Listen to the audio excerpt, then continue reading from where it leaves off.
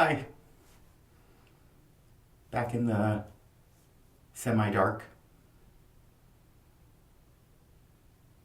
the beautiful ladies who you had seen from the other side not too long ago. They really are fantastic.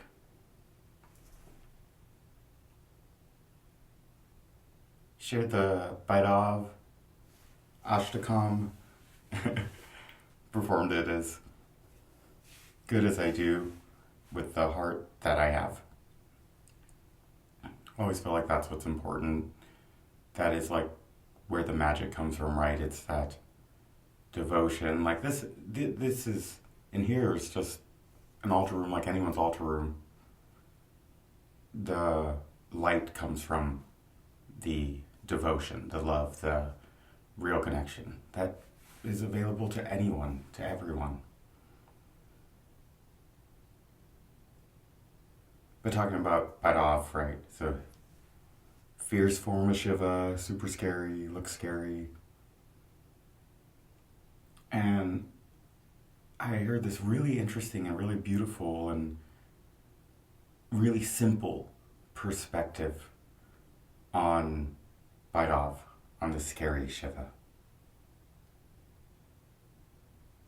That doorway is everywhere. It's also in getting scared. Obviously, it's not necessarily in staying scared or staying any given state, but getting scared itself kind of shuts everything off as well, right? That's the perspective, and it makes a lot of sense. You get to a point of ultimate terror where your mind stops, and that access point is the same, is equal to any other access point to realization. It's such a soothing form of fear. To be like, this fear is helping me to clear my mind if I could see it correctly, if I could experience it correctly. Maybe not correctly, if I could experience it in a way that allows it to do that. Learn that quite a bit. And there's kind of a fun in being scared. There's a reason we all watch scary movies. When you can face that fear kind of like from a place of even ignorance right here in the darkness. The tamas, the inertia, the veiling, the forgetting, or the controlled demolition maybe.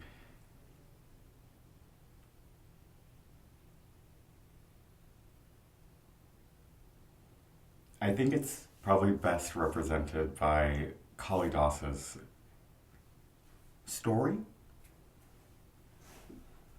if you could call it that. His myth.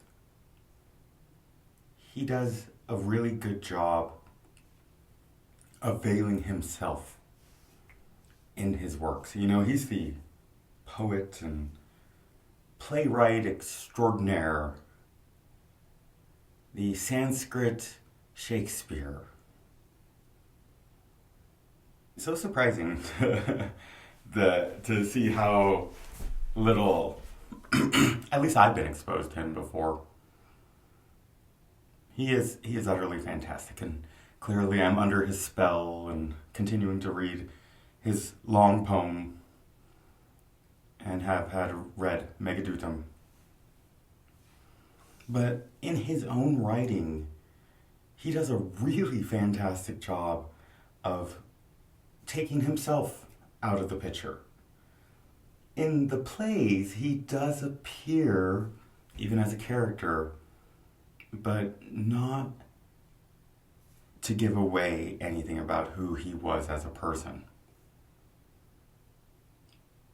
A lot of the old compilers, even, is what the name of the compiler of the Mahabharata is the compiler, have these interesting stories or guises that say more about the type of writer that they are, compiler or poet, right?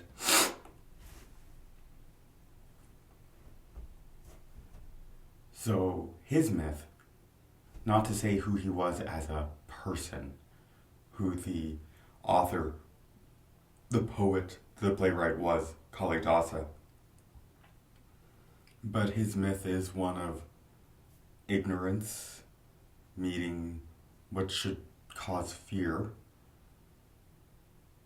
and supplying, the greatest gift of all.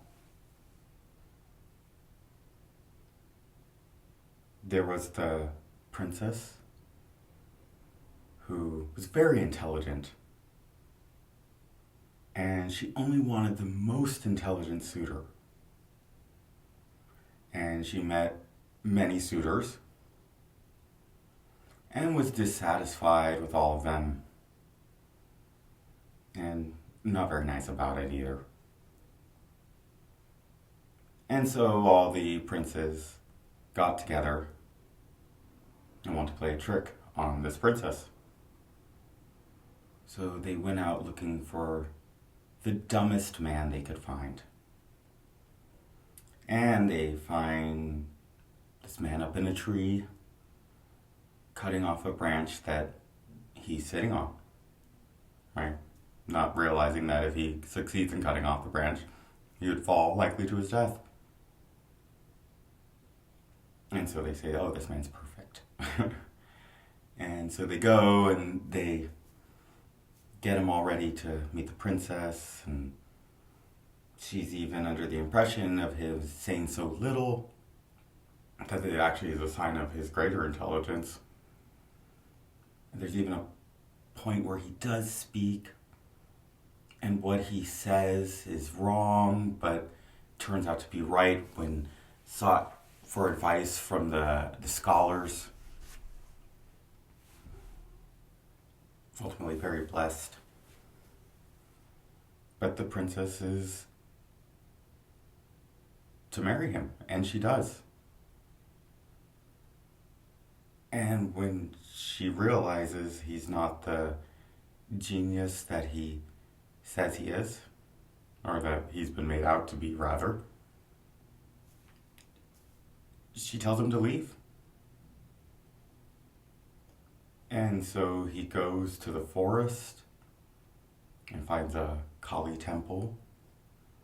And he goes there at night, which a lot of people would be scared to do, but he doesn't know any better.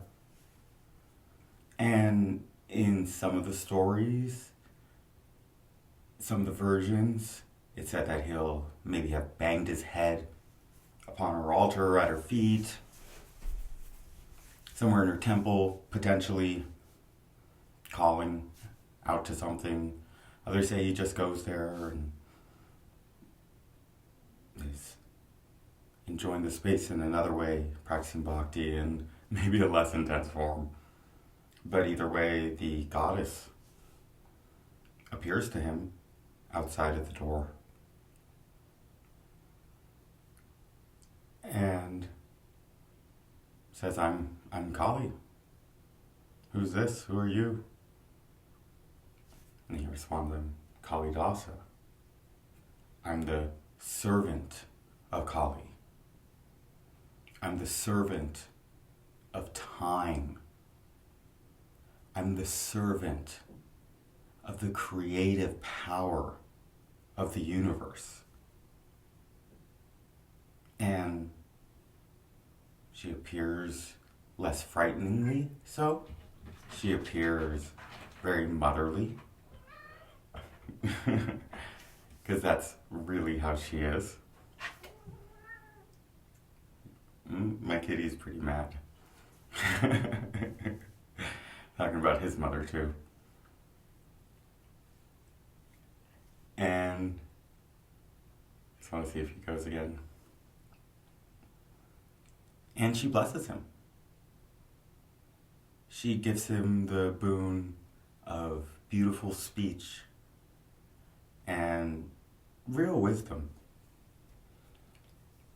these poems are complex and have a lot of depth and a lot of esoteric wisdom, but they're also able to just be enjoyed as beautiful pieces of poetry.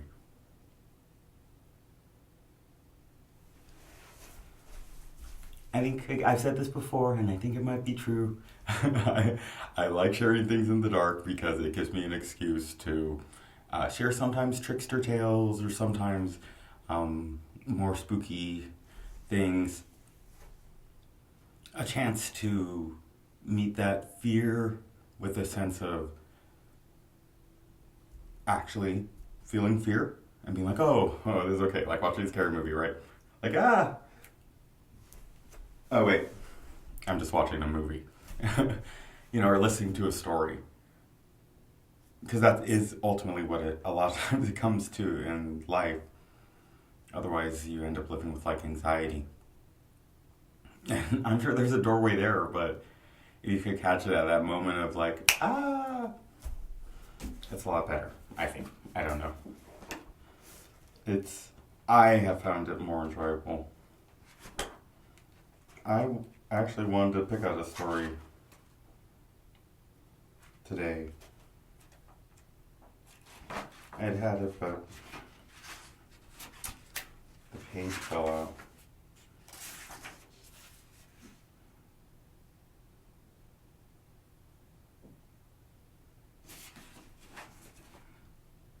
I think it's a chance to make levity of the fear with this story. This is from a different book than the Trickster book.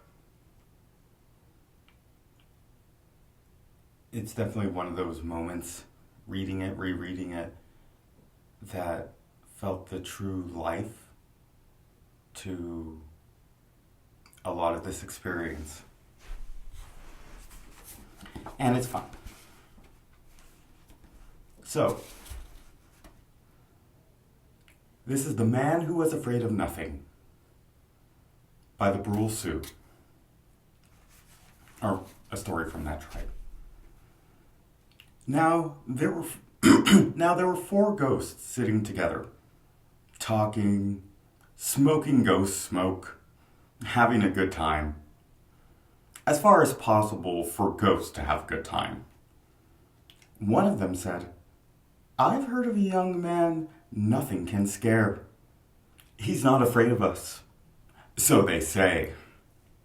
The second ghost said, "I bet I could scare him." The third ghost said, "We must try to make him shiver and run and hide." The fourth ghost said, "Let's bet. Let's make a wager. Whoever can scare him the most wins." And they agreed to bet their ghost horses.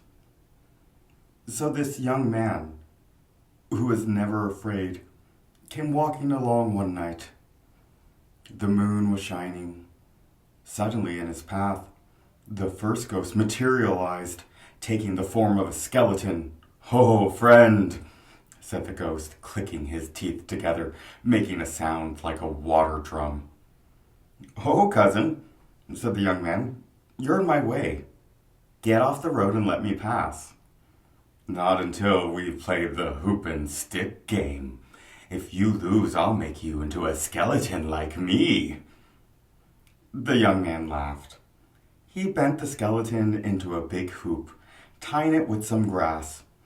He took one of the skeleton's leg bones for his game stick and rolled the skeleton along, scoring again and again with the leg bone. "Well, I guess I won this game," said the young man. "How about some shinny ball?" The young man took the skeleton's skull and used the leg bone to drive it ahead of him like a ball. "Ouch," said the skull. "You're hurting me, and you're giving me a headache." "Well, you asked for it. Who proposed the game? You or me?" "You're a silly fellow." The young man kicked the skull aside and walked on. Further on, he met the second ghost, who was also in the form of a skeleton, and who jumped at him and grabbed him with bony hands. "Let's dance, friend," the skeleton said. "A very good idea, cousin ghost," said the young man. "What shall we use for a drum and a drumstick?" "I know." Taking the ghost's thigh bone and skull, the young man danced and sang, beating on the skull with the bone. "Stop, stop," cried the skull. "This is no way to dance. You're hurting me. You're giving me a headache." "You're lying, ghost," said the young man. "Ghosts can't feel pain." "I don't know about other ghosts," said the skull, "but me, I'm hurting." "For a ghost, you're awfully sensitive," said the young man. "Really, I'm disappointed. There we were, having a good time, and you spoiled my fun with your whining. Groan somewhere else." The young man kicked the skull aside and scattered the rest of the bones all over. "Now see what you've done," complained the ghost. "It will take me hours to get all my bones together. You're a bad man." "Stop your whining," said the young man. "It gives you something to do." Then he went on. Soon he came upon the third ghost, another skeleton. "This is getting monotonous," said the young man. "Are you the same as before? Did I meet you further back?" "No," said the ghost. "Those are my cousins. They're soft. I'm tough. Let's wrestle. If I win, I'll make you into a skeleton like me." "My friend," said the young man, "I don't feel like wrestling with you. I feel like sledding. There's enough snow on the hill for that. I should have buffalo ribs for it, but your ribcage will go." The young man took the ghost ribcage and used it as a sled. "This is fun," he said, whizzing down the hill. "Stop, stop," cried the ghost skull. "You're breaking my ribs." The young man said, "Friend, you look funny without a ribcage. You've grown so short. Here." And he threw the ribs into the stream. "Look what you've done. What can I do without my ribs? I need them." "Jump in the water and dive for them?" said the young man. "You look as if you need a bath. It'll do you good. And your woman will appreciate it." "What do you mean? I am a woman," said the ghost, insulted. "With skeletons, I can't tell, you pretty thing," he said, and walked on. Then he came upon the chief ghost, a skeleton riding a skeleton horse. "I've come to kill you," said the skeleton. The young man made faces at the ghost. He rolled his eyes, he showed his teeth, he gnashed them, he made weird sounds. "I'm a ghost myself, and I'm much more a terrible ghost than you are," he said. The skeleton got scared and tried to turn his ghost horse, but the young man seized it by the bridle. "A horse is just what I want," he said. "I've walked enough. Get off." He yanked the skeleton from its mount and broke it into pieces. The skeleton is whimpering, but the young man mounted the skeleton horse and rode it into camp. Day was just breaking, and some women who were up early to get water saw him and screamed loudly. They ran away while the whole village was awakened by their shrieking. The people looked out of their teepees and became frightened when they saw him on the ghost horse. As soon as the sun appeared, however, the skeleton vanished. The young man laughed. The story of his ride on the skeleton horse was told all through the camp. Later, he joined a group of men and started to brag about putting the 4 skeleton ghosts to flight. People shook their heads, saying, "This young man is really brave. Nothing frightens him. He is the bravest man who has ever lived." Just then, a tiny spider was crawling up the young man's sleeve. When someone called his attention to it, he cried, "Eee! Get this thing off of me! Please, someone take it off. I can't stand it." He shivered, he writhed, he carried on. A little girl laughed and took the spider off of him. Told by Lame Deer and recorded by Richard Erdes. Talk to y'all soon.